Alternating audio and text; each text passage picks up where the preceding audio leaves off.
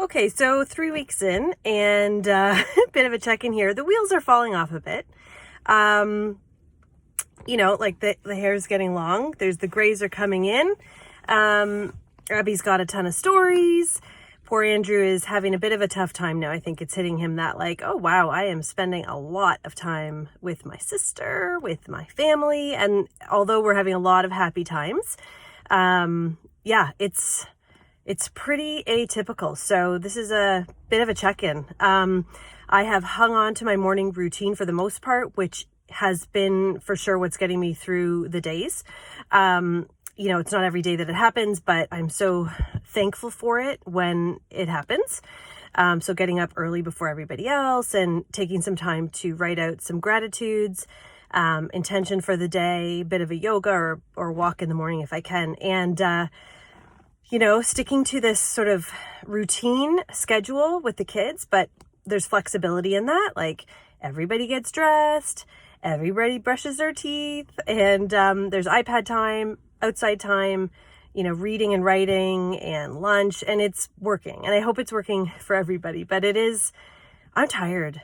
Like it's a lot. And I think the first few days of fun of like, oh my gosh, we're like camping inside or hibernating or whatever. And I think the reality has hit most of us that this is something we're going to have to ride out, and we do not know how long this is going to go. So for me, I realized this morning 3 words have emerged for me that are almost like a mantra for me now. The first is patience. I'm in my car, like I'm hiding. But one of my children has spotted me from the window, the chatty one. Patience, that's the first word. And that's every day. And that's been right from the beginning.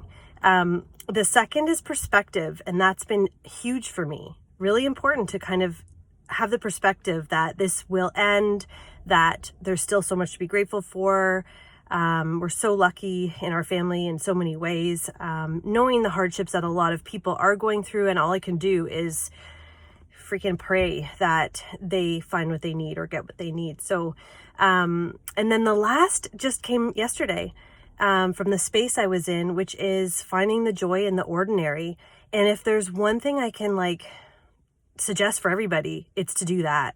Like it's all the little things, because otherwise I feel like every single day is merging into the next, and I'm like, what is happening right now? And I thought I'd have more time for all my projects. It's the opposite. So yeah, in a moment of kind of desperation, I was like, I need to find the joy in the little things. So I am starting to look for that and document that. But anyway, and those are some of the gifts that are emerging, spending more time as a family and having the kids, Abby certainly says it, and Andrew will write it, that, that these are special times for them, and emerging priorities, and things that are important for us are coming out because there's the opportunity to observe them, right? It's not super busy all the time. So we notice the things maybe we didn't notice before, and the appreciation for those things, and the appreciation for the people who serve our communities, who are literally keeping things going for us. And I think that's huge for the kids and for all of us to see.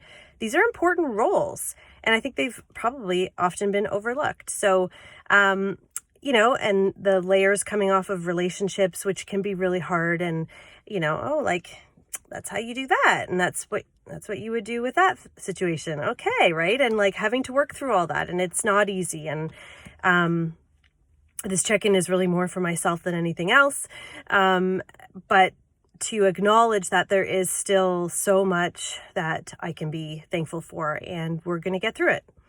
So I'm going to check in with myself in another few weeks. Hopefully everybody is good and making the best of it, and have a good weekend. Don't know what your plans are, but mine are pretty much the same as they have been for the last 21 days. Have a good one.